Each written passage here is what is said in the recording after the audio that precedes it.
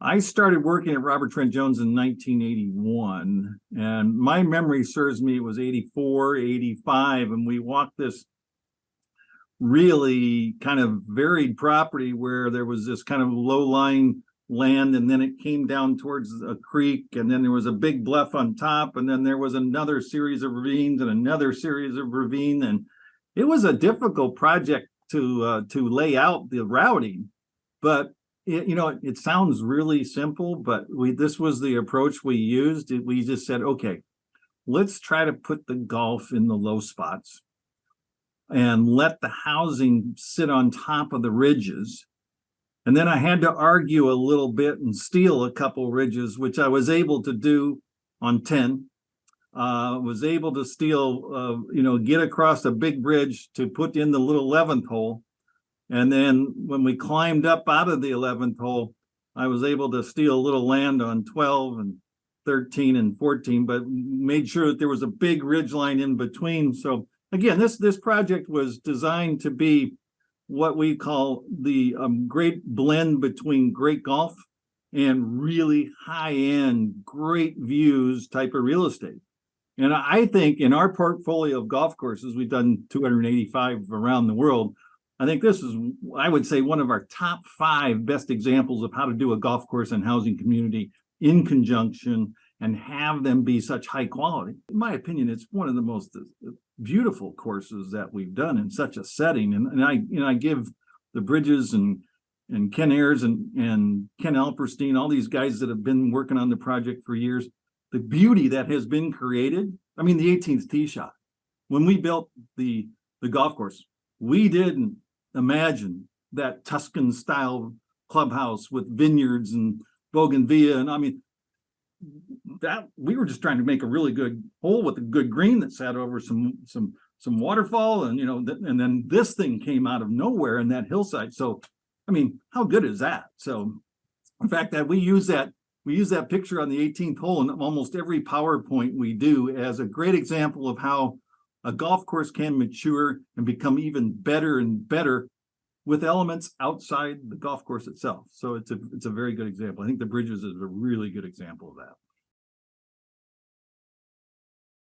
When you look at bunkering and on a golf course from an architectural point of view, there's typically a very key edge that determines the playability of that bunker or determines the shots required to keep it out of that bunker.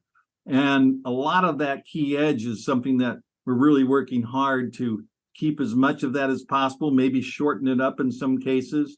But the rest of the bunker is kind of over here is all art. And what we're doing a lot of at the Bridges is saying, okay, let's take care of this art part and reshape that so it's much more efficient, equally as wow of a visual. In fact, some cases I think we can get more wow. But the bottom line, there are some bunkers that I think are just penalizing the wrong player. The way we see it is that we're repositioning and taking out bunkers that really, in my opinion, they penalize the wrong player. Right. And saying, okay, your average member doesn't need that penalty. But if you take that same amount of sand and flop it up at the back end of the bunker, that might really penalize the really good player if they hit an errant shot. Whereas average people can hit it at the bunker short and we're in fairway. So that's the kind of thing that we see we can do a lot of, especially I'm talking mostly on tee shots there, a little bit of on par 3s too. There's some of that where I think the bunker, needs to cover a certain amount of the green, but maybe if you shorten the bunker up a little bit, there's a little more room for the player to hit it in from the side or bail out and chip it up and make a putt for par. So, options. And one of my favorite things, Stephen, is that we've always said as golf architects is soon as you get people on a golf course thinking and having to make choices on shots, we got you. From a golf architecture perspective, we were saying, okay, you got to manage this place. You can't only just execute shots. You got to think about what shot you're going to do and then try to execute it, which I myself sometimes cannot do. But anyhow, you want to give the ability for people that think their way around a golf course, which I think, the changes we're making at the bridges will really highlight that. Good golf course management skills, I think, have always been needed at the bridges, but I think will be even more apparent and more needed. Over the years, you folks have learned how your golf course plays. You understand what your members like and how they attack and what areas give them problems. So I think in this specific project, we've tried to address a number of those things. And I think a couple of the key elements for me is, we're looking at the bunkers. And when you put in some of the new technology that was never available to us when we built the golf course, this bunker lining project, the different products, in this case, Capillary Concrete, which is an unbelievably good product for a bunker liner. That every square foot of that is pretty darn expensive. So when you tour the golf course and you look at it and say, okay, we're going to do this work on the bunkers, well, then you better make sure every square foot is meaning something. And when you take that approach and you look at the way the golf course was bunkered originally, you say, oh man, well, yeah, we can really improve that. We can lessen this. We can reduce that area here. And one of the things you'll see is a theme from me on this project.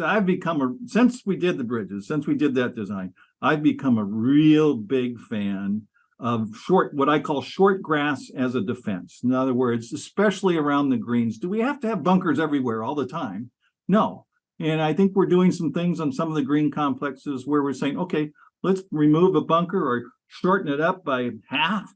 And then whatever we take out, we put in fairway. We put into a slope that the ball will hit and the ball will run. And us average people love it. We can putt, we can use a hybrid, we can 8-iron.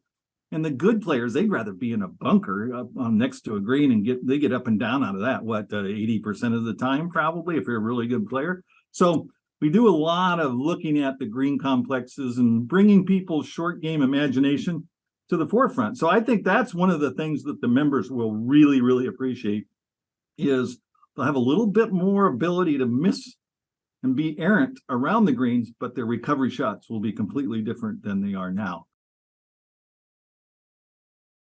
Well, I think, the access in and out of the bunkers is a key part of what we're trying to accomplish in this renovation. So there's a number of things that we're trying to do. Number one, I think if we can really get the access from outside the bunker, in the bunker, much softer, at an easier elevation, easier slopes to walk in, and have maybe the front 2/3 or front third of that bunker easily accessed. Maybe the part that's up by the green and it's, fairly strong contour there, you won't be able to walk up there, but you'll be able to walk back to the left and walk back to the right. The other thing that's a real tool, and this is every bunker we got to look at this, is the actual floor of the bunker, the elevation of the floor of the bunker. And there's, I don't know, Stephen, when we were walking around there, probably 2/3 of the bunkers where we think we can raise the floor. And that'll really help the ability to get out on the sides. And ideally, if we could get into the bunker from what I call the front lip, the lip that's closest to the player, and from the side, and in some cases on fairway bunkers, it's easier, the back. The green side bunkers are where I think what I've seen and what we're looking at in this renovation is where we'll really work on raising those floors. I think they're pretty darn deep, and that's how people have a problem getting in and out.